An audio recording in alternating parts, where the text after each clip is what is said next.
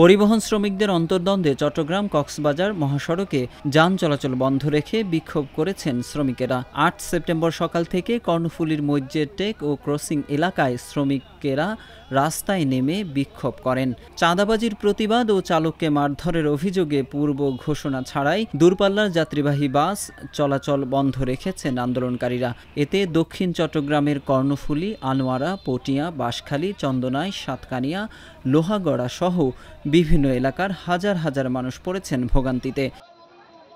এদিকে দুপুর থেকে কয়েকটি গাড়ি ছাড়লেও শ্রমিকদের বাধার মুখে মাঝপথে যাত্রীদের নামিয়ে দেন বাস চালকেরা। পরিবহন সংশ্লিষ্টরা জানিয়েছেন, ৭ সেপ্টেম্বর রাতে চট্টগ্রাম কক্সবাজার মহাসড়কের দোহাজারী কসাইপাড়া এলাকায় আজগর আলী নামে ঈগল পরিবহনের এক চালককে মারধরের ঘটনা ঘটে। এর প্রতিবাদেই সকাল থেকে যান চলাচল বন্ধ রেখেছেন তারা।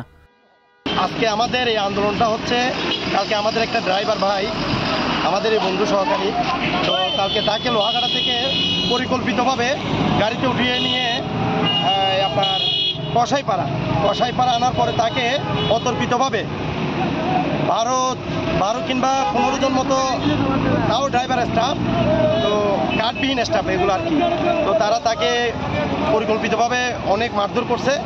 তার অবস্থা খুবই খারাপ। সে বর্তমানে চট্টগ্রাম মেডিকেল আছে চিকিৎসাধীন অবস্থায়। তো ওটার বিষয় নিয়ে আজকে আমাদের স্টাফ ড্রাইভার, যেগুলা মূলত ওইটা হানিফ গাড়ির ড্রাইভার, তো ওই বিষয় নিয়ে আজকে আমাদের এই আন্দোলনটা।